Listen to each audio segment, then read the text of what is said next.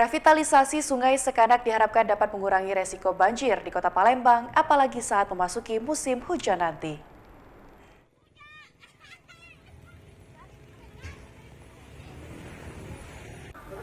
Pemerintah saat ini sedang melakukan proyek revitalisasi Sungai Sekanak Lambidaro yang berada di kawasan 26 Ilir, Kota Palembang.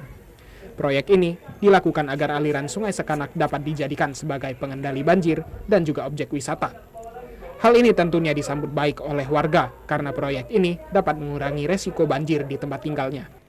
Ya bagus, soalnya kami ini kan kumuh kan. Nah ini daerah kan ini ya, kumuh. Nah lebih bagus sih bagus ke Samoraton ya nah.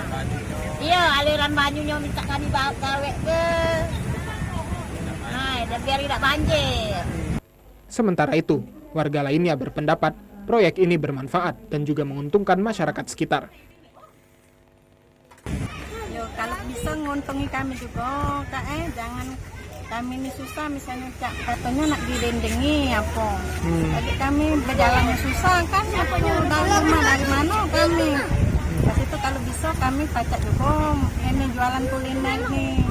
Jadi kan saling menguntungkan. Proyek revitalisasi Sungai Sekanak Lambidaro dilakukan secara bertahap dan menelan biaya sebesar 380 miliar rupiah. Arwi Murahman, TVRI Sumsel melaporkan.